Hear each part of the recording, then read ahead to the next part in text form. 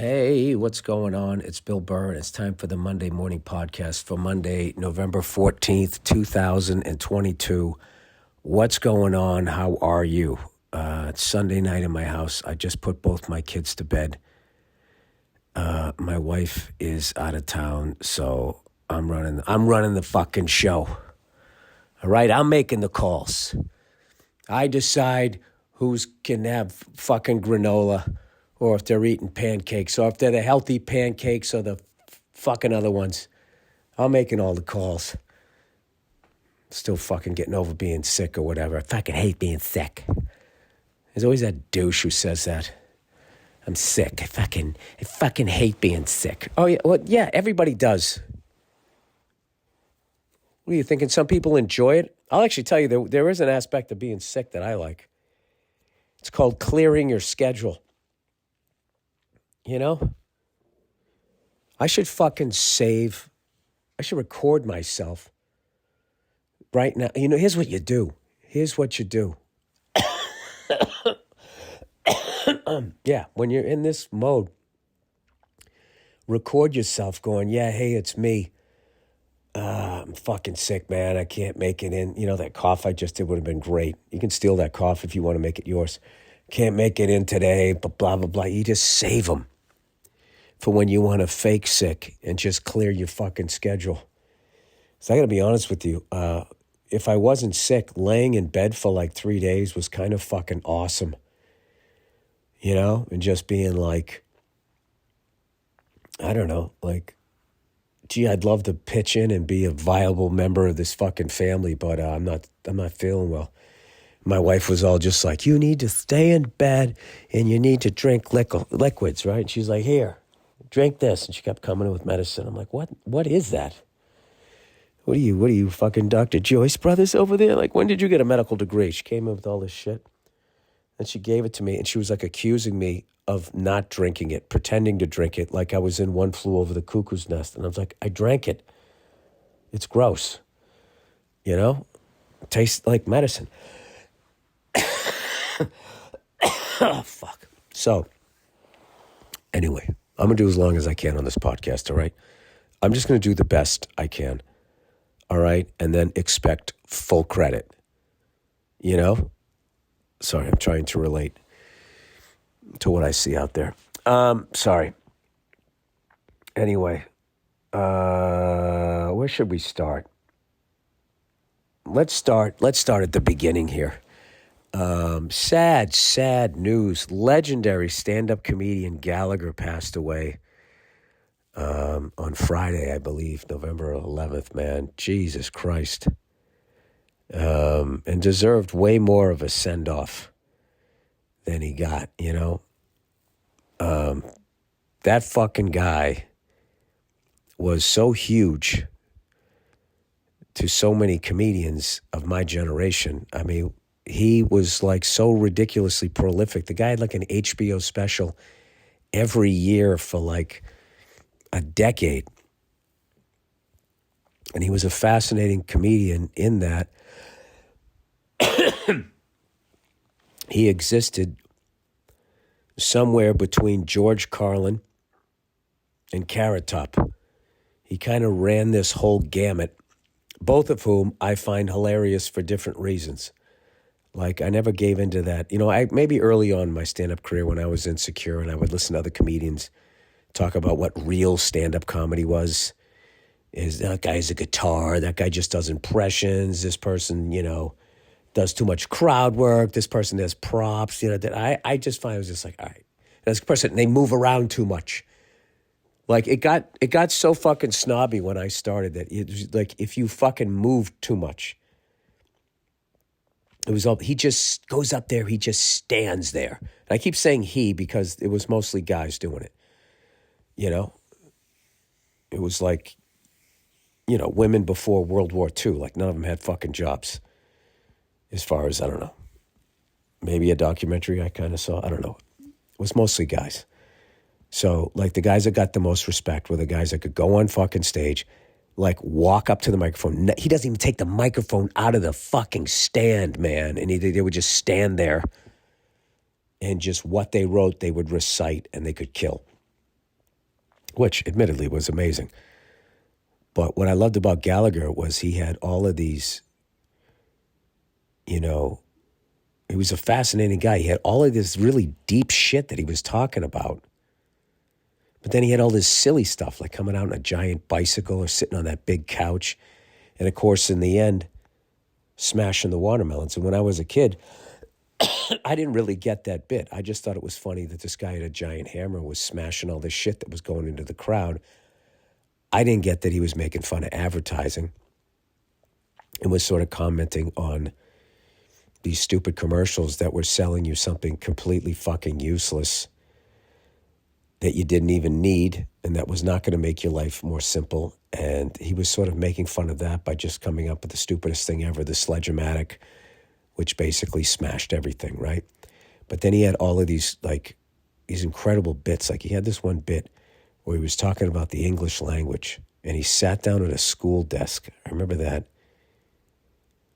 And he started off, whatever word he started with led to another word, which led to another word, and led to another word.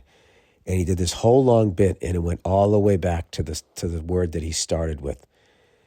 And I just remembered, like, you know, he was talking about the pronunciation of stuff. And H-E-A-R-D, heard. And then he pointed to his face. He's like, is this a bird? No, beard. Okay, beard, B-E-A-R-D. And then he would connect it that way. And he sat at a school desk, and he went all the way around in a circle. It was a really fucking smart bit. And, you know, he had themes to him. I had one, you know, when he was addressing the fact that as we were losing all the manufacturing in this country, he had this whole thing like, what did you do to, you know, beat Japan or China today? Which nowadays would be considered, you know, you couldn't say shit like that. But like, you know, it was different back then. It was like teams. You could just, you know, I mean, I actually saw like around that same era, you know, when Tom Lasorda, great Tom Lasorda was managing the Dodgers, they went down to San Diego. And who was ever starting pitching that day beamed one of the San Diego Padres. So some guy in the Padres mouthed off. He goes, I think that guy went out there and he was told to do it. And I think it goes back to that fat Italian. He said that about Tommy Lasorda, that fat Italian, in the newspapers. You could never do that today. So to put it in his, you know, in perspective, like that's the way he was doing shit, right? Anyway, and I know he got a little nuts in the end or whatever. But like that period in the 80s and the comedy that guy did and the specials that he put out and the thought behind all of it, I couldn't wait. I couldn't wait to watch them. I fucking loved every single one of them. And I remember as I was coming up, you know, I would play a club and Gallagher had been there the week before and there'd be, you know, still stuff in the ceiling and shit like that. And I always thought I was going to meet him. I never met the guy. Bummed out about that. But I do want to say, you know, thank you to him for all of those great specials. And I don't know, he just amazing body of work that he did. And I felt he deserved more of a send-off than he got. All right.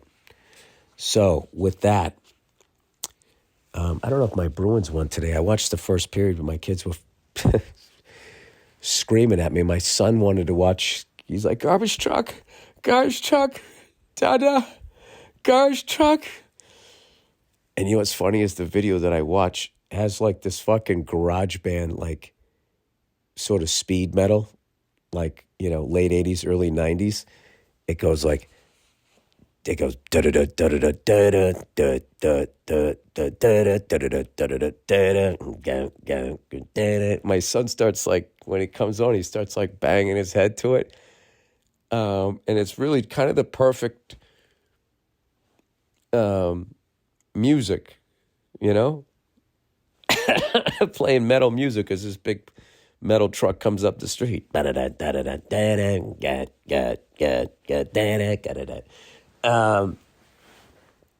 So we were watching that shit, and then my daughter likes watching fucking Super Mario, where they're like, you're watching, I don't know who's playing the video game. I don't even understand what's going on, but she sits there rooting for Super Mario, and I root for Luigi.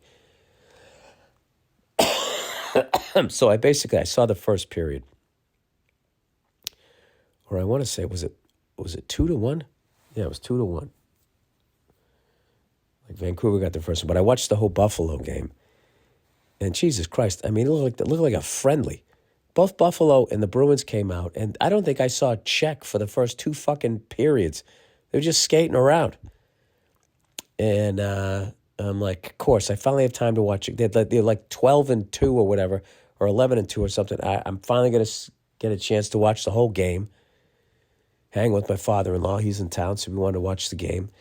And I got to watch. They're going to fucking lose this. So it was 1-0 towards the end of the second period. And I said to my father-in-law, I said, whoever scores next is going to win this game. This is one of these games. Buffalo scores next, the Bruins are just going to stay asleep this whole fucking game. If the Bruins score next, they're going to fucking wake up and they're going to put these guys to bed. And that's what happened. Bergeron scored, and then they went into the third period, carried the momentum. But what kept us in the game was this kid, Keith Kincaid, which I think is our third-string goalie. Keith Ruben Kincaid stood on his fucking head for 3 periods. Incredible goddamn saves. We ended up winning 3-1. I don't know, dude. We're moving along here. We're crushing it. It's only November, so, I'm just hoping we stay healthy. And I don't know how you keep this pace up, but it's been fucking awesome to be reading about, hearing about, and actually sitting down watching a little bit. But here's where I start to bitch. I'll bitch quietly. The kids are asleep down the hall here. Once again, guys, let's talk the prevent defense. One of the wildest football games I've seen in a long time. All right? The Tampa Bay Buccaneers versus the Seattle Seahawks. No, I'm fucking with you. The Bills versus the Vikings. The Bills versus the Vikings. Okay, so I'm watching the Bills game. And, Vikings score first, go up 7-0, and then it was just all Bills. Right up until the half. Okay? And there was just something about in the third fucking quarter, because I picked the Bills to win it all. And I was saying, I don't know what it is about Buffalo, man. They seem beatable. It doesn't make any sense, but they do. They got major fucking talent at all the fucking, sexy positions, right? The ones that, get all the fucking looks on SportsCenter, but there's something about them in November. They just still feel a little loose. I don't know what it is. And they're fucking letting the goddamn Vikings hang around, and they're doing dumb shit like going for it on 4th and goal in the third quarter and shit. It's like, kick the fucking field goal. Take the points. Take the fucking points. You're letting these guys fucking hang around. They never talk about that shit. And I don't get these coaches. They got all the fucking balls in the world for the first fucking 58 minutes of the game, going for it on 4th and fucking whatever in the first fucking quarter. Then the end of the game, they fucking, I don't know what, they get neutered. Sorry, I'm going to lose my fucking voice on this one. So, basically what happens is the Vikings are down, what the hell, it was 27-23. They're all the way down on the fucking 1-yard line. They go for it on 4th down. They don't get it, but there's a penalty. Offsides. The guy almost timed the snap perfectly on the Bills. He got a great jump, just a half a second too early. So then they get another one. So it's like, okay, obviously now they're going to fucking score. They hand it off and they don't score. and the Bills fucking stop them. And they're on like the fucking half-yard line. So Josh Allen can't take a knee. I guess he could have ran out the back of the end zone, and taken the safety. But then they're just going to play the prevent. They're just going to come right down the fucking. Then it would have been 27-25. Yeah, and there's way too much time left in the game. Why? Because people go into a fucking prevent defense. So anyway, so they hike the ball, and Josh Allen's just going to do like basically a quarterback sneak, get himself enough fucking room where he can just down the thing, and the game's going to be over. They have a fumbled snap. It's literally like the miracle in the Meadowlands, except they didn't have to run it. They just land on the fucking ball, and the Vikings get a fucking touchdown. They're stunned in Buffalo. All right? That makes it 30-27. Okay? And in defense of people who say go for it on fourth down, the Vikings on their last touchdown on the extra point, the guy fucking did miss it. That does happen. Okay? But it happens way fucking less. You make way more field goals than you make on fourth down going for it, I feel. So, anyway. Like, people aren't, like, pissed if you don't make it in fourth and goal. You miss a field goal or an extra point, they're like, what the fuck? You're supposed to make, that's the level of percentage, I feel. So anyway, so the Vikings score. There's like 50 seconds left, 52 seconds left. All right? And for whatever fucking reason, the Vikings go into this prevent defense like I've never seen. The second, they're like 15 yards off the fucking line of scrimmage. They hike the ball to Josh Allen immediately. Everybody on defense that isn't rushing disappears out the right side of my fucking television. Josh Allen throws one to the right side. This is by memory here. Okay? They get 12 yards and the guy gets out of bounds. It took 5 seconds. Now, considering it's all about analytics. By the way, they started on like the 25-yard line or some shit like that. So now they're all the way up to like the fucking 37 or something. They just got 5 yards and got out of bounds. You gave them a free fucking timeout. All right? They did that in 5 seconds. So now there's like 47 seconds left. And if it's all about math, okay, if they're going to get 12 yards every 5 seconds and there's 50 seconds left to start the fucking thing, in 4 plays, these guys are going to go 48 fucking yards, and they're down by 3 points. They continue to play this fucking thing, and can you believe it? Josh Allen, he throws like 4 or 5 completions in a row to the point the fucking ball in less than half a fucking minute is down on their goddamn 25. They got down there so fucking fast, they actually had a shot. They could waste one play to the end zone to possibly win the fucking game. You play to win the games, right? It doesn't work out, and then it's a fucking chip shot, and now they go into overtime. All right? Vikings ended up going in, kicking a field goal. Bills came down. They go to kick a field goal. I think my feed out here switched over to the Rams game, so I couldn't see it. Fucking assholes. So, Bills, I think, missed a field goal or something like that. But my point is, why didn't you just play defense? Is my question in that situation. They act like the entire game when they're playing defense, every other drive, some wide receiver gets behind their safety and catches a 70-yard bomb. That doesn't even happen every game. I mean, it happens, but it doesn't happen every fucking game.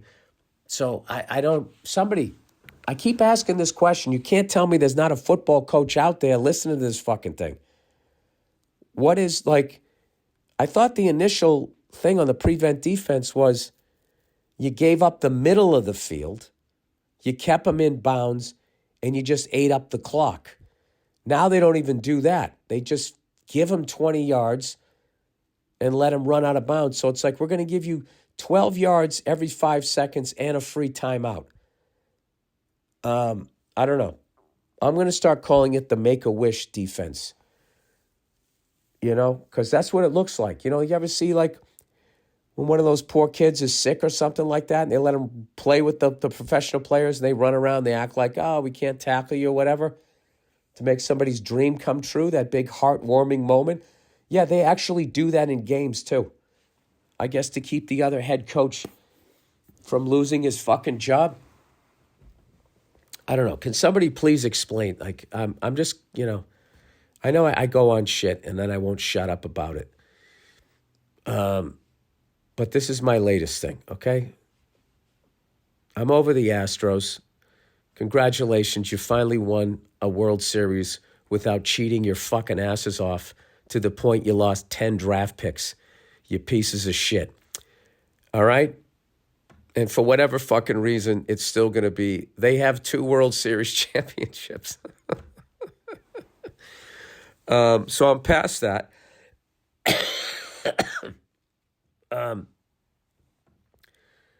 Just as like a gambler, to just be watching that. I'm doing all right so far. I'm 2-1 this week because now I'm starting to factor in the prevent defense. And if I think the other team even remotely has a chance at keeping it close, usually a division rivalry, I just factor in the prevent defense. And I just don't know how Vegas can be that good that they can figure out whether it's going to be a field goal or a touchdown. I just smell a fucking rat in this whole thing. Like, none of it makes fucking sense. All right? Or maybe it's what it usually is I'm oversimplifying this situation. But it just seems to me that when you go into the prevent defense, you're not playing defense.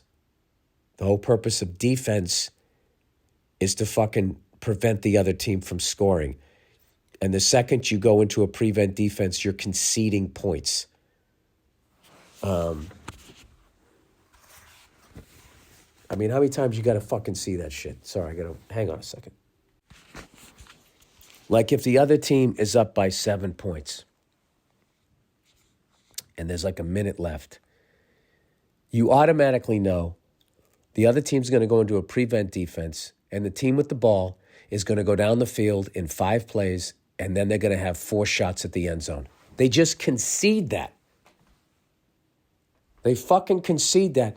And they don't play defense until they start going for the end zone. And then all of a sudden, the game gets hard again. The whole time they were going down the field when you could have made it fucking hard. They don't. I just don't Okay, Bill, we get it. You don't get it. All right, cool. All right, fine. So anyway, I made it through my 10 days of detox. First 10 days of the month, that's my fucking shit now. Every month, the first 10 days, I don't fucking do anything. All right? No soda, no cigars, no weed, and no coffee. I was able to do everything except the coffee. Coffee is definitely in my life, but I'm only having 1 cup a day. That's a lie. I had fucking 2 yesterday, but I'm doing the best I can here. So now it's the rest of the month, and now I can kind of do, lazily go back in if I decide to. But then, I'm sitting there going well, why don't I keep going? And then all of a sudden it'll be December 1st, and then I got to shut it off again, and then I'll have a little streak going here. So as far as all of my addictions, soda's done. Cigars are done. I don't have any desire to fucking smoke one, which is great because I'm an old dad and I got kids, so I really need to look out for that shit. I went off my diet, though, because I got fucking sick this week and I started, my wife was fucking away and I was just like, you ever just rediscover something in your kitchen? When you're sick, we got a fucking panini press, don't we? I don't feel good. I'm going to make a grilled cheese sandwich, right? I fucking cranked one of those bad boys out, right? Can't have a grilled cheese sandwich without something salty and crunchy, right? So I did that, and then that just sent me off the rails because I was eating fucking veggie. I was doing great. Not bland, like healthy shit. So whatever, I had a bad fucking week. Today I made like a turkey fucking sandwich that I was like, well, let's go Emerald Lagasse here. Let's fucking kick it up a notch. Broke out the panini. But for the most part, I ate like vegetarian. I went a little bit for a walk today, but I was doing so fucking well, man. But I'll get it back. Whatever, I'll fucking get it back. All right, let me do some of the reads here for this week, and I'm going to fucking hang with this podcast for as long as I can, but I'm not going to lie to you, my fucking voice is tired. I got to do some golf thing tomorrow, too.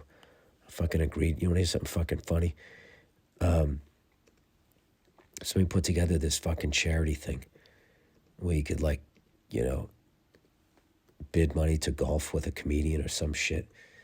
So whatever fucking reason, they put me out there because I don't even golf, as you guys know, right? So me and a buddy of mine are going to golf with these two people. I don't even know who they are. And I really don't want to fucking go just because I'm sick. But what's cool is if I wasn't sick, there's no fucking way I'm going to go out there and play that boring-ass fucking game without smoking a giant cigar. I mean, that's just what the fuck I was going to do, all right? I'm out there for the cigar, And I get the tunes going. I got a little Bose fucking speaker thing. I put it in the golf cart. We listen to fucking songs the whole time. I got my fucking root beer. I got my cigar. Oh, is it my turn to hit? What did I get on that hole? I don't know. Let's say a 9. Fucking gives a shit with your goddamn stupid-ass game. So I got to do that shit tomorrow. So hopefully after a good night's sleep, I'll fucking feel all right. Because I don't want to be like I've never done one of these things, but it's weird. It's like we're playing 18 holes, so I kind of got to be like on for 18 holes. It's like a fucking Dave Chappelle set. Dave can do stand-up for like 3 hours, which, by the way, how great was he on SNL? I can't do stand-up for 3 hours, but now I'm fucking golfing, so now I have to channel Dave Chappelle. Oh, God, I should have asked him for some fucking pointers. So I got to do that. No, I'm fucking with you. It's going to be a great time. I'm just being a bitch because I'm fucking sick. I'll get out there. It'll be fine. And we'll move on from there. All right, let me... here's something else. Here's something else that I was going to talk to you about. I'm not going to say any shows here because I know how hard people work on shows when they write and work and all of that type of shit. All right, so I'm not going to name the shows, but like my wife always gets into these shows, these series, right? And she's like, why don't you watch this series with me? And I try to watch them, and I'm just finding more and more that these dramatic series, like you watch like 3 episodes and you're like, okay, like who am I supposed to be rooting for here? Like there's nobody's like the hero anymore. It's just 15 to 20 people that are just pieces of shit. Like everybody's a piece of shit. So then it's like, am I supposed to get emotionally invested that this piece of shit did a piece of shit thing to this piece of shit who did that piece of shit thing to that other piece of shit? And it's kind of like a thing that happens is my wife hangs in there, and I just, after 3 episodes, I'll just be like, Nia, I don't give a fuck about anybody in this series. They're all just fucking horrible people. So anyway, she's on the road, right? Not on the road. She's out on a wedding, right? She's doing some gigs. Oh, God, that would be great. She started doing the gigs and I got to stay home. It'd be fucking fantastic. Drop the kids off at school. I'd take a cooking class. I'll do that. I'll be the stay-at-home mom, fucking taking a Pilates class. And I'd enjoy it for 3 months, and then I'd fucking resent her because she gets to go out in the world. I do that. My wife doesn't do that shit, but like that's a big thing a lot of women do. They want to marry a guy, that makes enough money that if they don't want to fucking work, they don't have to. I mean, the fucking balls of that. Like, can you imagine that? Like, just every day you have a day off. and you're living in a fucking house and somebody else is at work paying for it. I mean, that's just fucking amazing. And then they sit around, they fucking, and then like what ends up happening, I've seen this happen, is the woman, she ends up getting bored. It's like, oh, I don't know what my identity is anymore. Yeah, you do. You're that chick who fucking sits around the house all the time. You tried a couple of hobbies and now you're fucking bored. And then they end up getting mad at the guy who's out there fucking working his way to an early grave. You can't win. That was all vague. There was no names involved. For all you guys know, I just made up that scenario and said it's a common thing that happens in relationships. No, I think it happens with like, maybe it's these fucking shows my wife is watching. But it just always seems like there's the rich guy and he's fucking working his ass off. And then the wife's at home, totally taken care of, but she's bored and needs some excitement. So then she either tries to kill the guy or she starts fucking somebody else or both. Wait a minute. Is my wife plotting something? I'm kidding. I miss when she's on this podcast. Because she would have rolled with that and talked about how she's trying to fucking... Anyway. All right. Let me read some of the advertising. Oh, here we go. Fight Camp. Hey, man. Are you looking for one of the most exhilarating and effective forms of home fitness? Fight Camp brings the best workout in the world into your home and makes it fun. Explore thousands of workouts led by expert trainers that meet you on your time. Live punch stats motivate you to push harder and help you map out your progress. Knock out achievements or go head-to-head against other rivals from across the country or across the living room. Wait, I can fight some other fat dad?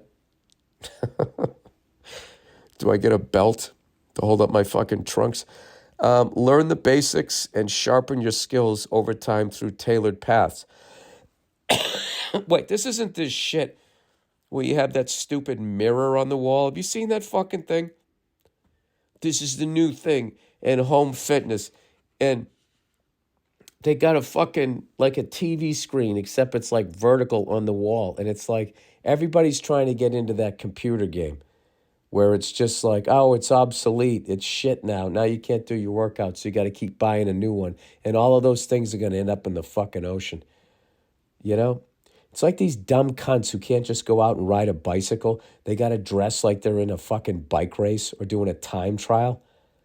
I just don't understand this. The same thing, people, they go to fucking gym. They got to dress like a fucking X-Man, wearing compression tights and shit like you're Allen Iverson. You're going on an elliptical. Fuck are you doing? It becomes a whole fashion thing. Dude, when I used to go to the gym, like everybody went there, you look like Rocky. You had the gray hooded sweatshirt and gray sweatpants, and you tucked the towel in around your neck. That's what the fuck you did. And you got to work out. No, old man Billy's on his fucking high horse. All right. They'll break down every punch and ensure you use proper form so you can learn to box safely. Fun. Not only do these workouts maximize efficiency with high-intensity interval training, but they're also a really good time. Before long, you'll forget you're even working out. Yeah, and you can get knocked out by some other fat dad and not get CTE. Brain fitness. Boxing requires focus. Precise combinations push you to think about every punch you throw. It's the ultimate way to clear your mind and forget you're working out. Join the biggest boxing community in the world without leaving your home with Fight Camp. You can get started with Fight Camp for as low as $9 a month. There you go. At fightcamp.com/Burr. Look at that. How much does a gym cost? Go to fightcamp.com/Burr to learn more. Get started with Fight Camp for as low as $9 a month at fightcamp.com/Burr. All right, Butcher Box, everybody. This Black Friday, your search for amazing deals on high-quality protein ends with Butcher Box. Yeah, you know what's great? You don't have to get trampled at Walmart to be with fucking Butcher Box.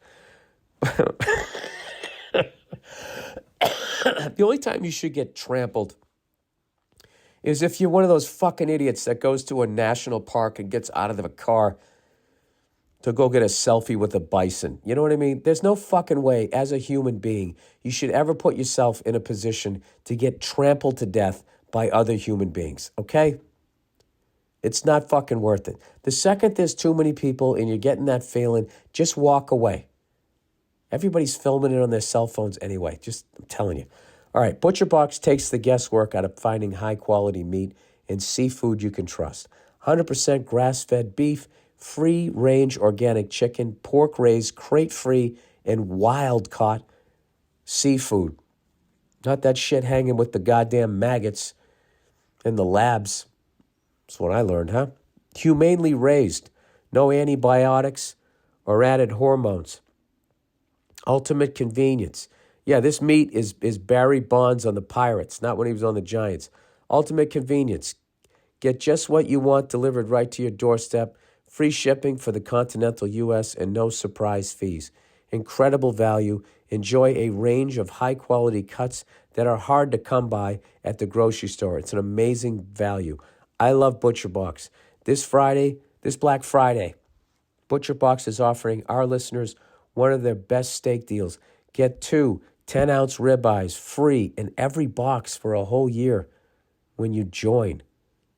What? Dude, just take those things and throw them in a freezer. You're good for the next 3 pandemics. Plus an additional $10 off. Okay, you guys in the middle of those red states, if you're building a doomsday fucking thing and you already got your guns, you know, how great would that be when all the liberals are running around in their fucking Priuses and you're sitting underground with your AR-15s and a bunch of fucking 10-ounce ribeyes? I mean, that's fucking amazing. Anyway, that's free. Ribeyes. What? Sign up today at butcherbox.com/Burr and use code Burr, B-U-R-R. That's free ribeyes for a year plus $10 off at butcherbox.com/Burr with the code Burr, B-U-R-R. All right. Roman, 52% of men over 40 experience some form of erectile dysfunction in their life. Well, isn't there only one form? It's you trying to get erect while someone else waits patiently and it doesn't happen. What is the other one? You know, the person, you want to bang is heckling your dick. I don't understand. Anyway, if you're experiencing ED, erectile dysfunction, there's help. Roman is the digital health clinic for men. Roman offers genuine FDA-approved medication for as little as $4 per dose. At Roman, there are no waiting rooms and no hassles, man.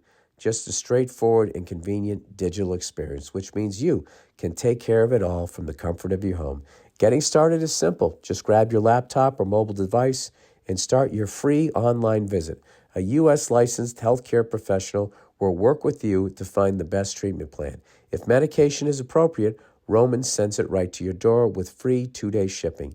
Everything arrives in discreet packaging. Right now, Roman has a special offer for our listeners. Use this link to get 20% off your first order. Just go to ro.com, co/Burr today. That's romeooscar.charlieoscar/Burr for 20% off amino sweets. Okay. Oh, sorry. Off of amino sweets. I didn't fucking put this together right. That's at Roman. Okay. ro.co/Burr today. Amino sweets is something different. This is people writing it. Sorry. Oh my God, my fucking head's killing me here. All right. Amino sweets. Dear Bill, to aid in your years-long quest to casually bring awareness to the problems with the food industry, I wanted to give you an update. Oh, this is pretty amazing. Aspartame, ASPARTAME, the artificial sweetener that is linked to numerous health problems, has been officially renamed. Oh my God, I can't wait for CNN and Fox to blow the lid off of this one, huh? It's never going to happen. Anyway, it's been officially renamed, and the fine folks at the FDA continue to have our backs by letting them do so. Yeah, the FDA evidently was infiltrated by people in the food and drug businesses a long time ago. They just get their own guys in there and they just approve shit. That's what I heard. Anyway, the artificial sweetener is now listed as amino sweets. So this guy is saying to avoid this shit. I'm not sure how many documentaries they need to make about this before people stop thinking diet soda isn't making you fat. Yeah, I stay away from that shit. Fat-free ice cream, diet soda. It's like if I'm going to have a soda, I get the original. I know it's still shit for you, but like, I don't want the one that's trying to be like actually healthy. You know? I don't know what the fuck I'm saying. Don't listen to me. All right, blue versus red, or maybe neither. Hey, Bill, on Monday you were talking about the recent U.S. presidential results and asked whether a bunch of red people thought Trump had it in the bag and didn't show up, or did a bunch of blue people show up who didn't in 2016. That's not what I said. I was talking about every midterm election. It seems like if we just voted all blue, we run over to all red. And then if we vote over all red, we run over to all blue. And then I was talking about Trump, where how did all of these people that didn't, want him show up, and all the people that wanted him didn't show up the second time? That's what I was saying. So this person said the answer is both. Wait, let me reread what I said. On Monday, you were talking about the recent U.S. presidential results and asked whether a bunch of red people thought Trump had it in the bag and didn't show up. I don't think I said they thought he had it in the bag. Who knows? I can't remember what the fuck I said. Or did a bunch of blue people show up who didn't in 2016? The answer is both. Trump had more than 11 million additional voters in 2020 than in 2016. See tables below. And Biden got more than 15 million additional voters than Hillary did in 2016. So the problem was Hillary, right? The Census Bureau reported that 2020 was the highest voter turnout of the 21st century. And that's because of Trump, dude. I mean, that guy is fucking P.T. Barnum. That guy brings the fucking eyeballs. However, that's not the whole story. Where there was a reduction was in the number of voters choosing a third option. Oh, you're going to do this whole shit? You're going to blame... I still don't think it's bad to vote third party.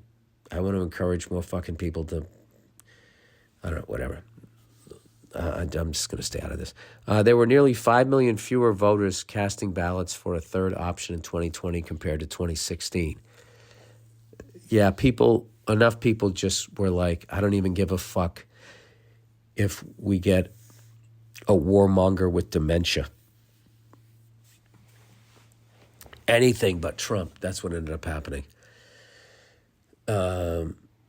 Donald Trump, man, that fucking, can anybody wear out a welcome like that guy? My God.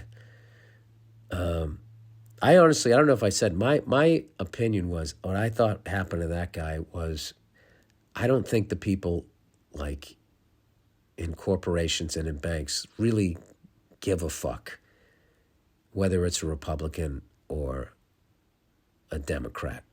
What they want is consistency. Okay? They want to be able to anticipate what this person is going to do so they can protect their money.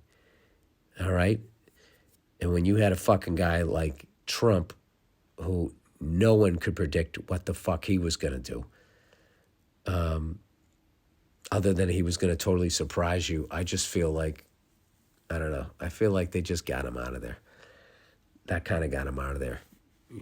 I don't know, dude. I'm fucking cynical, dude. I mean, I literally think the fucking NFL has a side deal with Vegas with these stupid fucking prevent defenses. Anyway, obviously, most people who vote view the third party vote as a throwaway with no real chance for success. That's not what they're doing. Is they're actually voting for the person that they think is going to be the best, which is what everybody should be doing, instead of being blindly loyal to these two stupid fucking parties. All right? And you would actually get better candidates, and you'd have a third party fucking option. And stop making everything, it's either this or that, and turn everything into Hatfields and McCoys. That's what I think. I don't know. I'm crazy. Anyway, but what if there was a choice for an actual third option, the null vote? What do you think? It's not a null vote. It's encouraging a third party. You guys are all you're institutionalized. Anyway, what do you think would happen if every ballot had a no option and a candidate couldn't be elected when the null ballots exceeded a third of the cast ballots? I don't know what I would think because I don't understand that question. Let me read this again. Obviously, most people who vote view the third party vote as a throwaway. Well, yeah, they do, with no real chance for success. But what if there was a choice for an actual viable third option?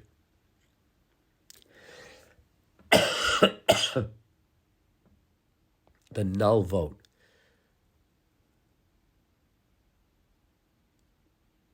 You're saying it's a viable third option, but also saying it doesn't count? What do you think would happen if every ballot had a no option and a candidate couldn't be elected when the null ballots exceeded a third of the cast ballots? It would essentially be a referendum on the candidates, sending a message to the parties to go back and find better options. Food for thought. Food for thought, dude. I mean, I don't know how smart you think I am. I don't even get that, but that sounded like you found some sort of solution in there. Oh, my God, dude. My fucking head is throbbing here, guys. Let me just blow through these last two. These will be quick answers. But the reading will still be as excruciatingly long. Girlfriend is a dreamer, daydream believer, and a homecoming queen. Isn't it crazy how two Beatles died before two monkeys died? You know, no monkeys had died, right? There was two Beatles were gone, and everybody in the monkeys was alive. You know, they had a 2-0 lead, and then the monkeys came storming back, and 3 of them died. You know? And now it's 3-2 monkeys. All right? If Mickey Dolenz goes, that's the fucking game. Who would have thought, you know? Who would have thought? Mickey Dolenz, by the way, one of my favorite all-time fucking comedians. I loved him on that show, man. Funny as hell. All right, girlfriend is a dreamer. Hey, Billy Ballgame, huge fan. Can't wait for old dads to come out. I appreciate that, man. I'm gonna listen. I'm not gonna lie to you guys, man. When that thing comes out, I'm calling in a favor. I need you guys all to fucking see it. Wherever it's gonna be, I need you to go fucking see this thing. And you will not be disappointed. This movie's fucking hilarious, and I need you to fucking go check it out. All right. I'll keep you posted. Anyway, but thank you. Okay, I got one person wants to see it. I was wondering if you still give advice, since I haven't heard much of that on the podcast lately. Anyway, if you do, I wanted to ask about my girlfriend. I'm an engineering student and will likely have a well-paying job in the future. She did not go to college and has recently began going only recreationally to get a literature studies degree. Hey, this chick knows how to live, okay? She told me the other night that she wants to go to graduate school, like Oxford, to study English and just be a student. I didn't shit on her dream, but I was just sitting there thinking, where's this money going to come from? Like, what are you going to do to pay that off? She's a very hard worker and enjoys making her own money, but she also wants to be an actress, which scares me a little because of how risky pursuing that is.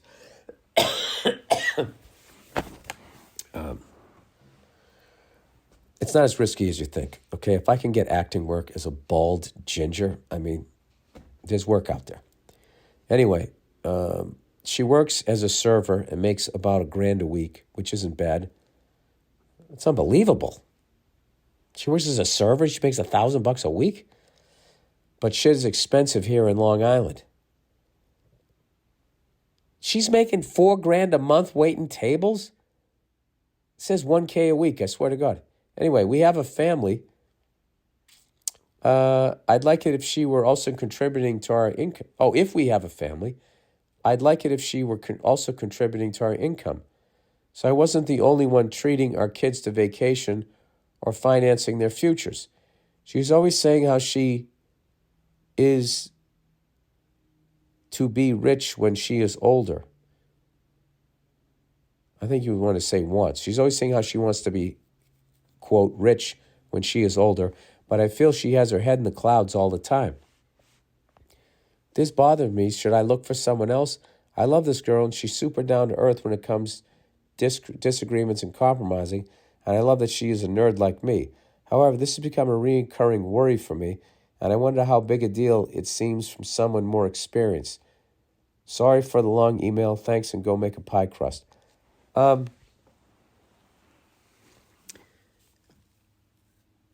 that's a tough one, dude. If that's something that's bothering you, see, this is one of the things where it's not fair. You know, it's not advantageous to be a guy in this situation. If it was a woman and she felt those things, you know, all of her girlfriends were like, well, you need to sit down and talk to him about that. You know, he's not going to just be fucking staring at his neighbor while you're out there busting your ass. He's got to fucking bring some income home. But it's also like a dream. So, I mean, it's a hard thing. You know what? I would just kind of go into it in a nice way, and I would just ask her, like, you know, try to see if she has some sort of a plan, how you fit into it, and how it works. And if it seems batshit crazy, if it seems batshit crazy, it's probably not going to happen, to be honest with you.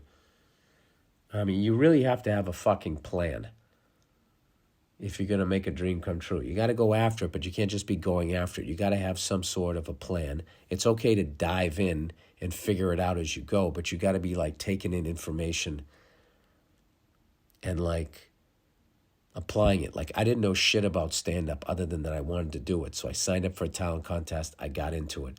And then I got into it. I started realizing how the whole thing worked. And then I started thinking about my age and where I wanted to be. And do I need to go to New York? Do I need to go to LA? I checked out both places. New York spoke to me. I went there. I got to New York, and you just kind of do that. You know, if you kind of fucking like want to do it, but you got like your head in the clouds and shit, like, yeah, I don't know. That's a tough one, dude. But you know something? It's a progressive time, and like, there's this whole thing now talking about equality, and you know, they earn money too, and you know, some of them are starting to pay alimony because they're making more money than the guy when they get divorced. So, I mean, I think your generation it's more like leveled out. Like, with my generation, it wasn't like that. Like, I was sort of the last generation where it was just like, you sort of expected to make the fucking money. And pay for the date and all of that shit. So I would sit down, I would talk to her about it. And, you know, because it's your, you know, I know it's her dream, but it's also your life. And you don't want to fucking start a family with somebody, you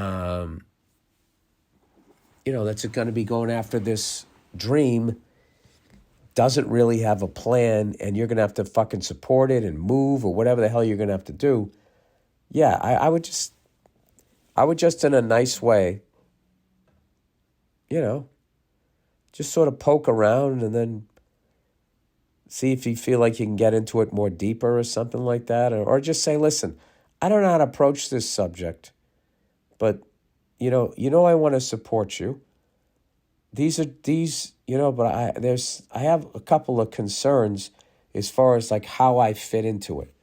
So if you come at it like that way, then it's like you're not saying like, hey, you know, if you fucking think you're going to be out there, you know, memorizing lines while I'm over here fucking digging ditches, You don't do that because then you just come off like you're not supporting her. So just ask her how she plans on going about it and how you fit into it.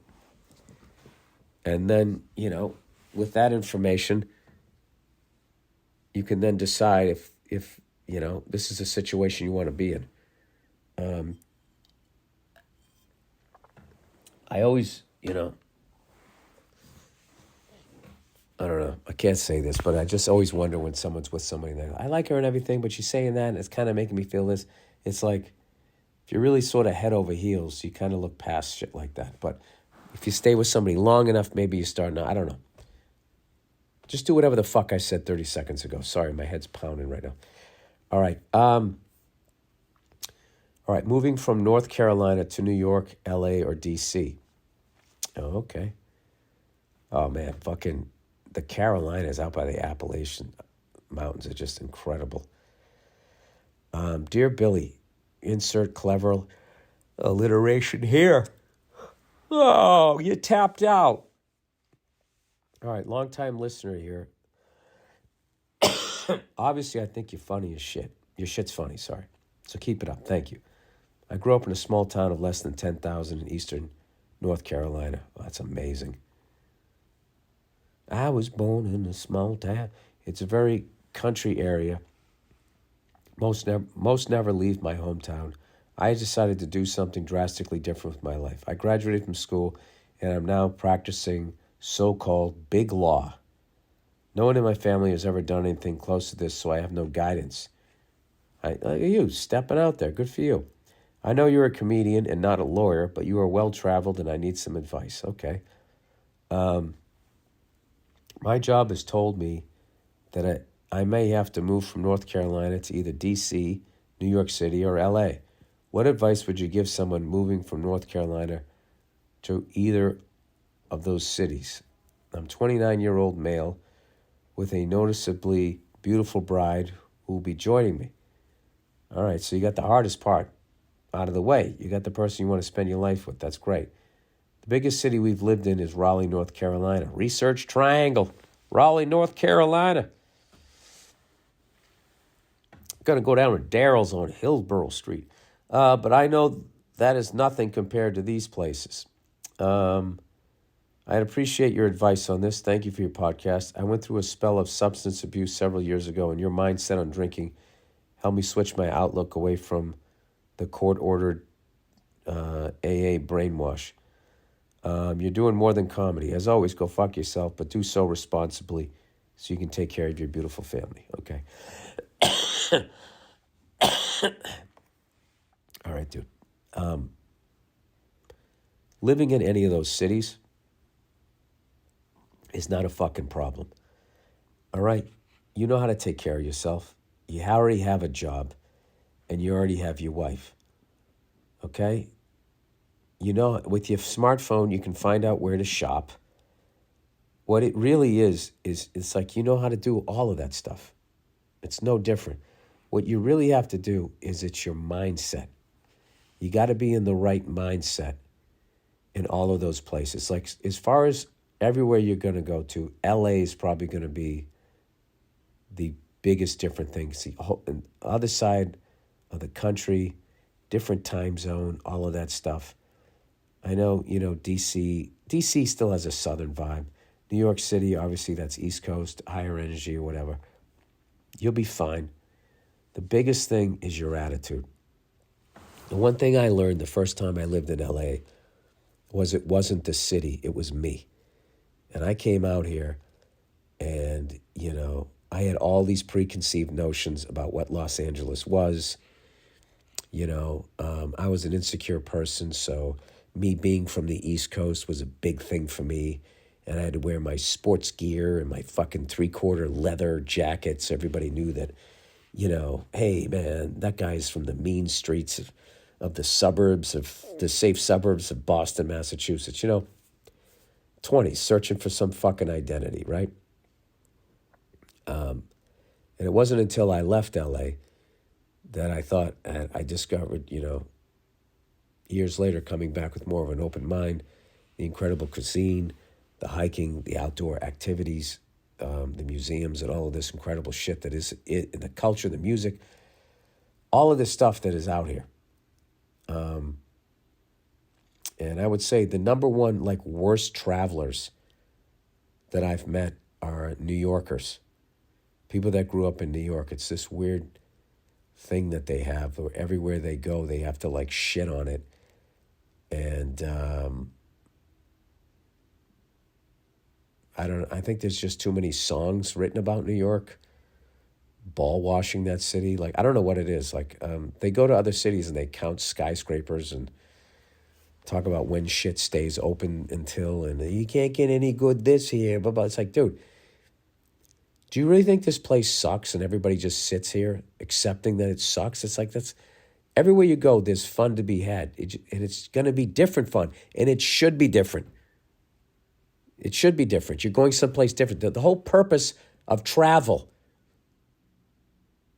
That's what's funny to me about New Yorkers. It's like, I left New York and I went to this other city and it was fucking different.